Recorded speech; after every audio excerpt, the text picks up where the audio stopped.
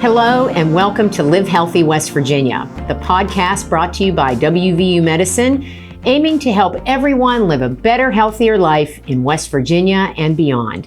I'm your host, Mary Ravazio Menard. It's estimated that chiropractors treat more than 35 million Americans a year, treating many conditions ranging from back pain to headaches. It's alternative medicine that many people swear by and some people swear off. So what exactly is chiropractic care? Is it effective? When should you see a chiropractor? We're going to answer those questions and do a little myth busting with Dr. Nicholas Marchesani, a chiropractor at the WVU Medicine Center for Integrative Pain Management. Welcome, Dr. Marchesani, to Live Healthy West Virginia. Thanks for having me. It's great to have you here. So I think sometimes chiropractors, they get a bum rap. I think there's a lot of wrong information floating around out there. So we're gonna clear some things up today. So first I want to ask you, what exactly is chiropractic care?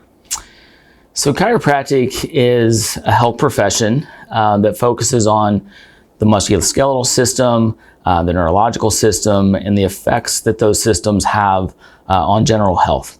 Okay. And what are the most common conditions that a chiropractor treats? What do you see most?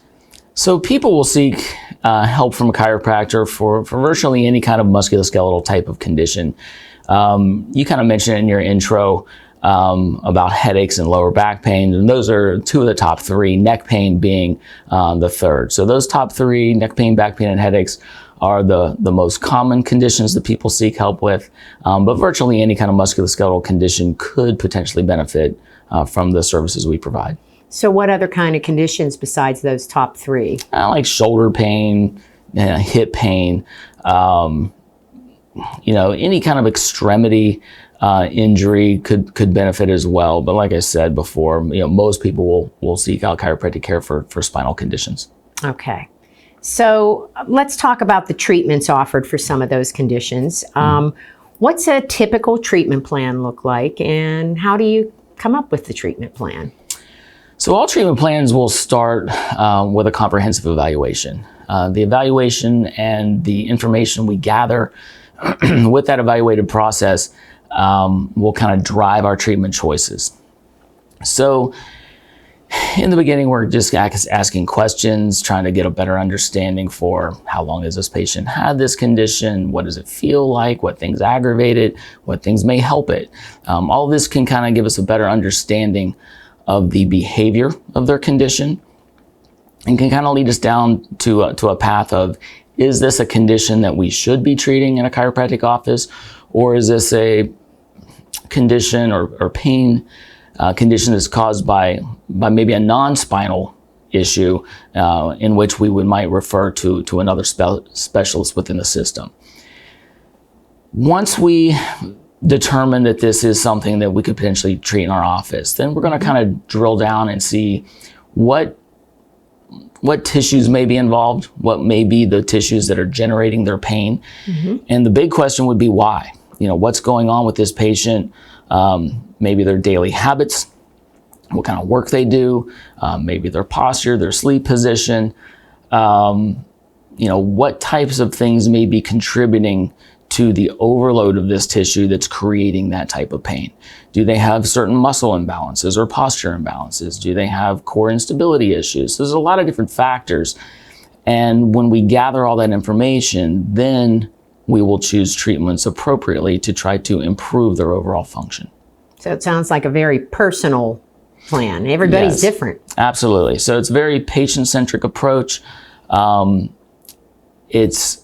There are basic similarities across the board with all patients where we're trying to, reduce the severity of their pain and then try to improve their overall function. But how we do that is really based on the individual and their habits, lifestyle, injuries, past history, those types of things. Okay, sounds good. All right, so we mentioned earlier, there's some bad information floating around out there. So I think this is a good opportunity to do some myth busting about chiropractic. So I don't know, maybe this is one I hear a lot. I don't know if it's the most common myth, but there are some people that think that if I go to a chiropractor once, I have to keep going and I can never stop. So that's definitely a myth. There's nothing inherently embedded into the chiropractic treatment model that would have a side effect that you can't stop, that there's some kind of addictive nature to the process. However, low back pain is very, very common. 80% of the population at some point in their life will have low back pain. And the number one predictor for low back pain is a previous episode of low back pain, meaning once you have back pain, there's a high percentage that you're going to have it again. So if you did seek out care from a chiropractor and the treatment was effective for you, then if you ever have those types of issues again, you're likely going to choose something that was effective for you. But it's not that, oh, I had these treatments and now I feel like I have to have them all the time. Sometimes people will seek benefit. They've been searching for years and years and years, and they finally found something that's like, wow, that made me feel good. You know, I can move better, I can function better, I feel less tension. And then the daily habits that created those problems don't go away. So you go back to your daily habits, that tension returns. And then you feel maybe the need for those treatments again. And it's not really the fault of the treatment as much as now you kind of know what it feels like to function a little bit better. And that's typically people's goal. And you want to stay that way. You want to stay that way. Sure. Okay. Another myth, chiropractors do not undergo a significant amount of training like medical doctors. That's not true. Not true, and my student loan balance back in the day will confirm that. I'm a graduate of WVU, undergraduate. So there's undergraduate training that's involved.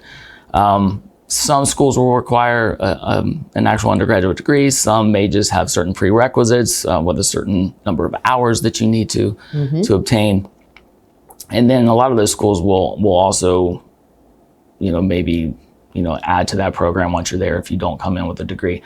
But then once you enter chiropractic school, I think it's listed as 5 academic years. Oh, wow. But they split it up into what they call trimesters. So a lot of times you can fit 3 of those in 1 year. So it's about 3.5 years beyond your undergraduate program, followed by national board exams and state licensure, type testing and those types of things to ultimately, have the license to actually practice. So that's a lot of thorough training. Well prepared. Okay. Here's another one. I'm not sure if chiropractic medicine is safe or effective. Okay. So chiropractic care is considered one of the safest and types of approaches out there. It's in the category of conservative care, non-invasive care. A lot of the treatments that we employ, are exercise-based strategies, manual therapies, those types of things. And considered and recommended that those be our first-line therapies for these types of musculoskeletal conditions.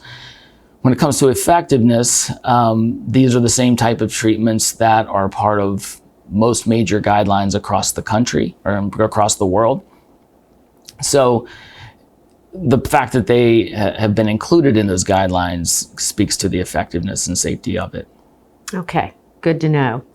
Now, I got one more here, and I bet you get tired of hearing this one. Chiropractors just crack a person's back or bones. Yeah, it's basically kind of what we're known for. That's what people expect. I will say that doesn't always happen during a treatment. Sometimes it's not appropriate, and there are other things that we can do. Ultimately, like I said before, when we're coming up with the treatment plan, the choice of treatments are driven by our evaluation process.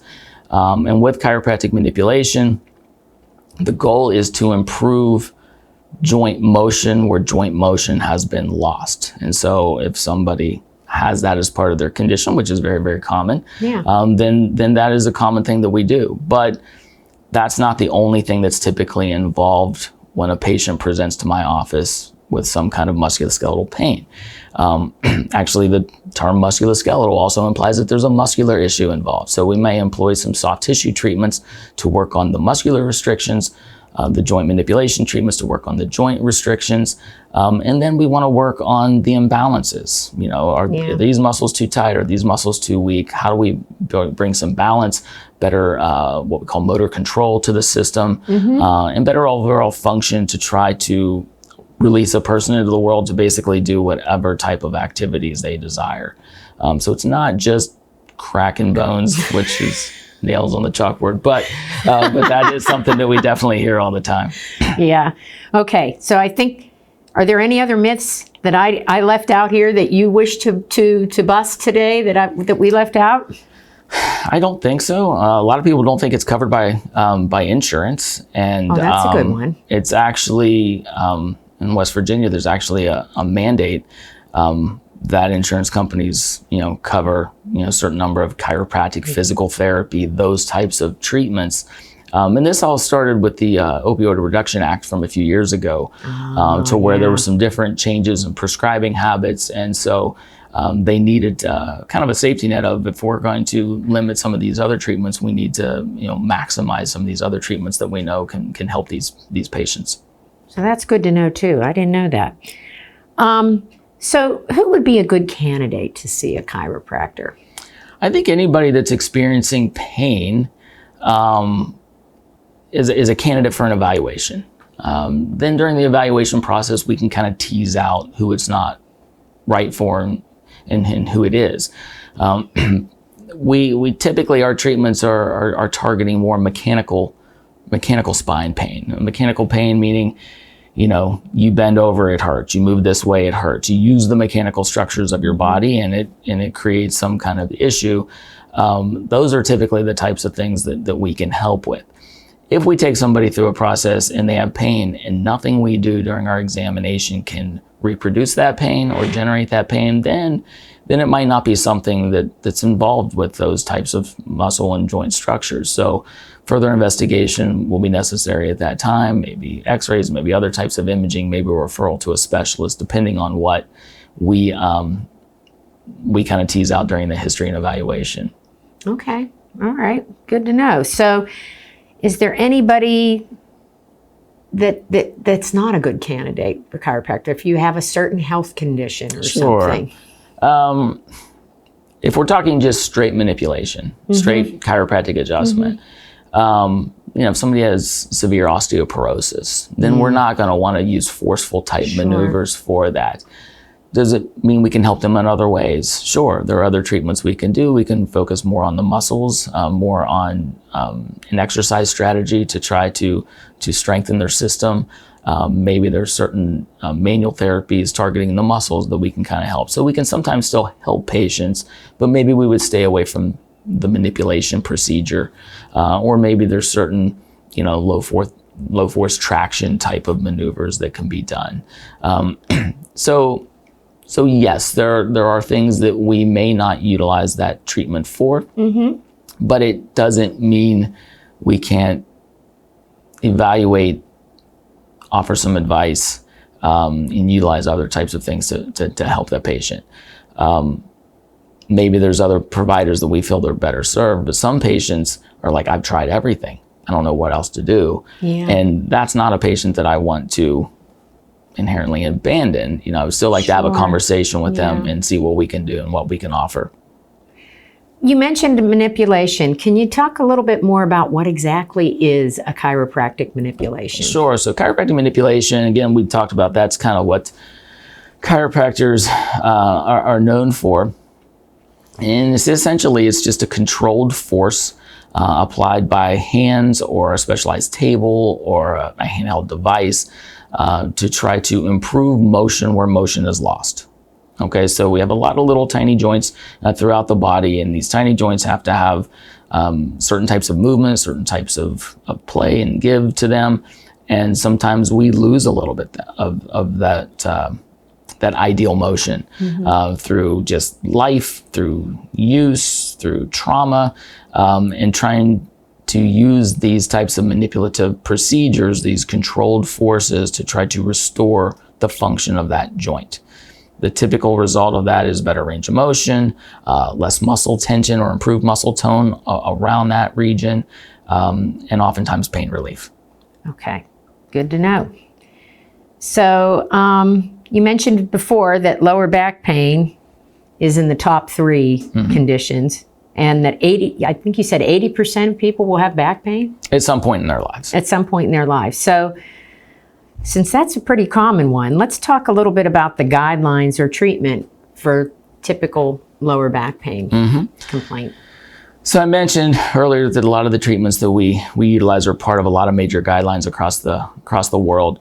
One recent guideline came out, I believe, well, it's probably not recent anymore. It used to be recent when I talked about it a lot. It was 2017, time's flying. But the American College of Physicians came out with low back pain guidelines for acute, subacute, and chronic back pain. Acute and subacute pain was kind of grouped together, and the main recommendations they make are spinal manipulation, acupuncture, massage therapy, and heat. If somebody desires more of a medication type of treatment, they recommend starting with NSAIDs. Okay. For chronic back pain, chiropractic manipulation or spinal manipulation and acupuncture were also part of those recommendations. But when you get into the chronic back pain, that's when we open up to a whole host of other types of treatments, various types of exercise applications or strategies, various types of behavioral medicine interventions, such as cognitive behavioral therapy, acceptance commitment therapy, mindfulness, those types of things. There's a lot of things that can contribute to the chronicity of a condition. Depression, stress, anxiety can be a part of that. And so behavioral medicine strategies have actually been proven to kind of help with the process. When it comes to the chronic pain guidelines, and the reason there's a whole host of options is because there's typically not one thing that's going to be the holy grail that kind of fixes somebody. So typically we have to find out what's the right formula for this patient. What combination? Yeah, exactly. So they may benefit from some manual therapies, exercise strategies. But when I talked earlier about trying to find out the why, what keeps bringing this problem back, then maybe we need some stress management, some relaxation strategies.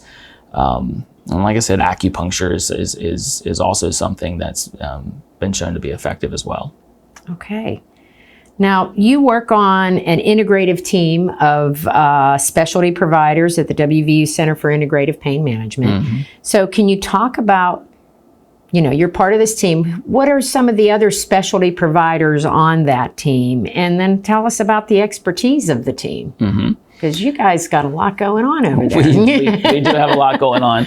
And when I run through this, I hope I don't forget anybody. Okay. So we just kind of mentioned some of the guidelines for chronic pain. And I mentioned, spinal manipulation. So we have myself as a chiropractor, and we have another chiropractor that we work with over there. And we both actually deliver the acupuncture treatments as well. We have an exercise physiologist that we work with. So a lot of the exercise strategies are delivered by her. We have a massage therapist. We have behavioral medicine specialists there that help with those other things that I was talking about. We have pain management physicians. Some of these physicians are anesthesiologists, some are physiatrists. All of them, I believe, gone through, pain specialty, board exams, those types of things, and will deliver other types of treatments such as epidural steroid injections, trigger point injections, facet blocks, other types of things where we're trying to block pain, block, nerve pain, manage their medications. And we all work together. We have a dietitian. I don't want to forget the dietitian, because that's also a very important and I think an often overlooked area of overall health and wellness management. Sure. So we all kind of work together, again, trying to find the right formula for these patients that have just been dealing with a lot of these unresolved pain conditions for years and years. We don't all see and apply all of these treatments at the same time. Sure. It's a matter of trying to match the right patient to the right provider at the right time. And that's, again, all kind of driven by an initial evaluation to try to find out what the needs are for this particular patient at this time, and then progress them through the rehabilitative process to try to improve function and get them back to their activities of daily living. So it sounds like truly treating the whole person. It is. Okay. Okay, so now people are going to want to know, how do you make an appointment, and do you need a referral to see a chiropractor? You do not need a referral. There used to be certain insurance companies that would require referral. I don't think that's the case anymore. Certain insurance companies may require certain pre-authorization processes before we kind of move forward with certain treatments. But the process of just coming in and having your initial evaluation is very simple. You can just call the WVU Medicine phone number and make an appointment, through our call center. MyChart is also an option. You can direct schedule through MyChart, and that's become a very popular and easy way to accomplish that. We also get referrals, so if you're more comfortable getting a referral from your primary care physician, then we have relationships that way as well. But it's not necessarily needed. Okay, good to know. So I always like to, before we go, I like to ask you, what's the most important thing you want our viewers and listeners to know about chiropractic? So chiropractic has been around a long time. It's been an organized profession for almost 130 years. Its interventions have kind of stood the test of time. It's considered, conservative, safe, effective, is part of all major guidelines, which I've said a few times during this talk. And if it's something that you haven't tried before, it's probably, worth a try. Not sure exactly what else to add to that, but especially I guess if you've tried a lot of other things and you're still looking for relief. Right. Absolutely. All right. Well, thank you so much for sharing this information today. We learned a lot. I know I did, so I hope everybody else did too. Thank you. That brings us to the end of this edition of Live Healthy West Virginia. If you're looking for more information about chiropractic care or other pain management, visit wvumedicine.org/pain. And to find the latest episode and all episodes of Live Healthy West Virginia, visit wvmetronews.com/podcast or the new Metro News TV app. I'm Mary Ravazio Menard, and on behalf of Dr. Marchesani and everyone at WVU Medicine, thanks for joining us.